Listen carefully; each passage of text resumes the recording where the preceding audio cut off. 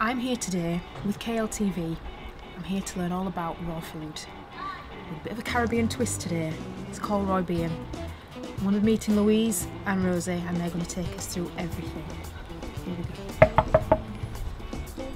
Hi Louise. Right on time. How are you? Oh, I'm well and we're so looking forward. We're all ready for you. Where's Rosie? She's in the back in the kitchen. Would you like to come through? I would indeed. Okay. Come with me, everybody. Hi Mel, this is Rosie. Rosie, this is Mel. Nice to meet you. Looking forward. Yeah, I'm really looking forward to this. Right. Hi Louise and Rosie. Hi. Look at the weather. I know. Yeah. Absolutely fantastic. Beautiful. Louise, we came to your first presentation. Absolutely fantastic. We're here for part 2. Cannot wait. Hope we don't disappoint. I'm sure you will not disappoint. Recently graduated from Hippocrates Health Institute as a health educator. That's us. Congratulations, that's Thank you. fantastic.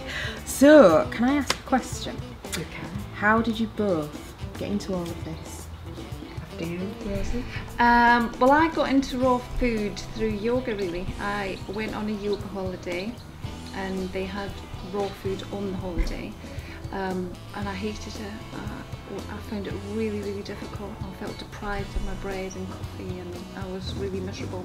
But afterwards, after the week, I just felt absolutely fantastic. I'd never had so much energy. I felt really amazing.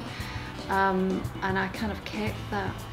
And then there came a point when I just wanted to change a lot of things in my life and I felt drawn to going to Hippocrates last September, so that's what I did.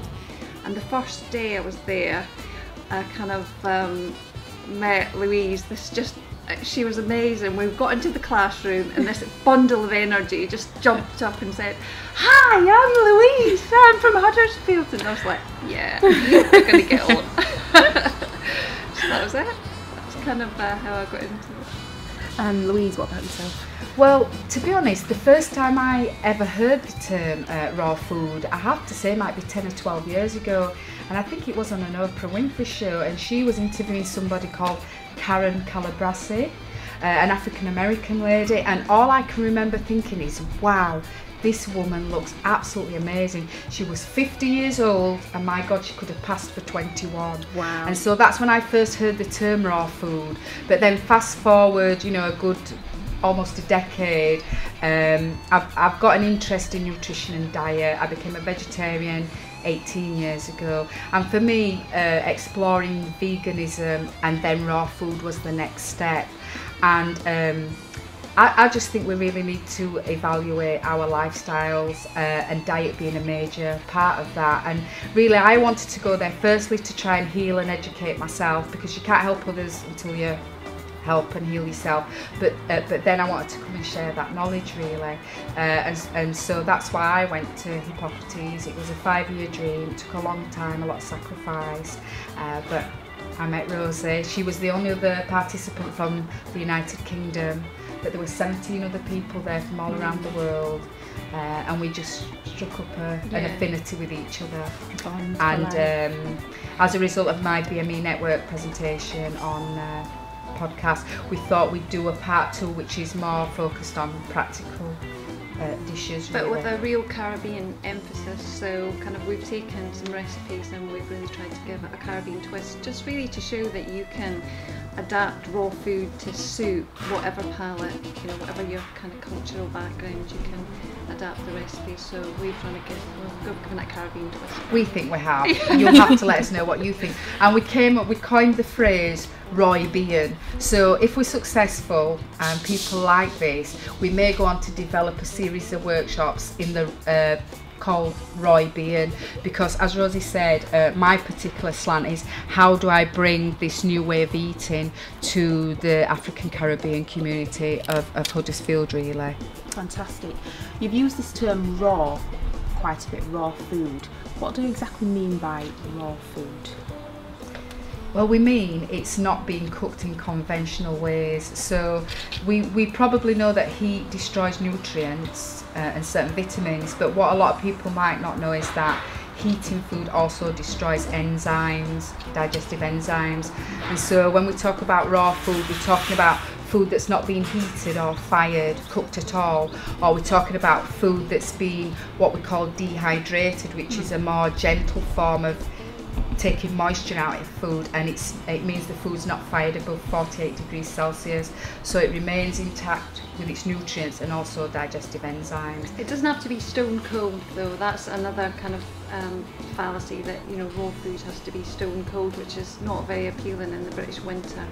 You can take things straight from the dehydrator, but they're not heated above a certain temperature, so they're warm, not piping hot. And at warm, as Louise says, you've not destroyed all the enzymes and phytonutrients that would otherwise go in the cooking process. As Louise knows, I'm battling my own health condition, and I just wondered, how would this kind of diet, this kind of food and lifestyle really impact on people with health conditions? Well, I think what I can share with you is what we were taught at Hippocrates, and Rosie might want to add something more personal to it, but basically what we were taught, that all disease is as a result of a compromised or weakened immune system, and really the name of the disease is irrelevant in most cases. What we need to do is strengthen our immune system.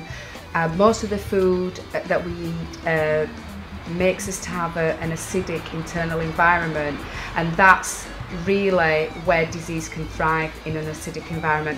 And so a raw and living foods lifestyle, what it does, it turns your internal environment alkaline, which makes it much harder for disease to take root and to grow and to thrive. So this is really where the healing and health properties of this diet and the science really come into play. It turns an acidic environment alkaline, therefore strengthening your immune system. Hence, whatever disease or health condition, it helps to improve, can even eradicate in some instances. Really? This is amazing stuff. You can really feel it as well. You don't just have to sort of take it, it's not like something you read in a textbook, you can feel it. When you eat cooked food, white blood cells rush to your digestive system to attack it. I mean, it's that kind of response. The white blood cells see the cooked food as an invader, and that drains your immune system. When you eat raw food, you just have amazing amounts of energy. It's so concentrated in nutrients, you don't need to eat that much, but you have an amazing amount of energy. You certainly don't have the kind of slump on the sofa and go to sleep after you've had a meal. You actually feel it. You feel energised. Yeah, you feel really. And you mentioned obviously before that the effects were quite instant, really. Yeah. Was it like just a week or a few days, really? Well, I was there for 9 weeks, but you were talking about hormone regulation. I noticed immediately that all my symptoms of PMT went. Wow. My cycle was, bob on 28 days. It just changed a lot of things very, very quickly. So a lot of health benefits. Yeah, and it doesn't matter what doctors say to you in terms of, diet's not going to affect hormones and stuff like that. When you feel it, you know it. So it really, it doesn't matter what they say. Yeah, because that's something I've been told, you see. I did go and see a consultant who told me that diet wouldn't have any impact on the condition that I've got, so that's quite a new approach, quite a refreshing approach. We would disagree with that consultant anyway, because we've lived it for ourselves. We are living proof that it works. Yeah. I mean, I didn't particularly go there with a health condition, but we all struggle with energy levels. I mean, I generally function 9 to 5, and when I come home and I'm on my own time, that's when you're struggling to maintain your energy and do things for yourself, once you get home. And I found on the raw food diet that like Rosie says, it's very high in nutrition, so you don't need to eat a lot of it, and it just, we had really long days. It's a really full-on course. We exercised before we went to class, we did meditation, we did yoga, we did lots of things before we physically got to class, and we did lots of things after class, and our energy levels were just really amazing, and we felt amazing. And it's not always about how you look, although that's important. It's about how you feel. And I once heard somebody coin a phrase that nothing tastes as good as health feels. And I really like that, and we've really got to understand that sentence, that nothing really tastes as good as health feels. So, you know, chocolate cake, cream, dairy stuff, we've got to ask our question, do we really feel good after we've eaten that kind of thing? Yeah, different way of thinking about it. Sounds absolutely fantastic. I'm really excited. I want to see what you're going to do. So what is it you're going to be cooking for us today? We're going to do a lentil and cabbage Caribbean salad, and we're going to put it in a green roti. One of the things I found was that, well, before I used to eat a lot of bread, so I was kind of like, what am I going to do to replace the sandwich? And you can make wraps with vegetables, so that's what we're going to do. And obviously this is a Caribbean thing, it's a little roti. So we're going to make the green roti, and then we're going to put the salad inside, and we're going to add some sprouts, because that's another thing that you know, you really ought to think about, is trying to introduce not just raw foods but living foods. Living foods are amazing, so as many sprouts as you possibly can. We don't need Brussels sprouts, by the way. We need sprouted seeds. Yeah. And are you going to be showing us all We'll this show inside? you the different ways to kind of sprout. And the other really great thing about this dish, especially the salad, is it's so cheap. You can make it for pennies really, and it could last for days. Yeah, because a lot of people do think sometimes that trying to eat healthily can be quite costly. So that's going to be interesting to kind of see what ingredients you've got and how you put it all together here. Yeah. Excellent. I think it's time to get inside. Okay, here we go.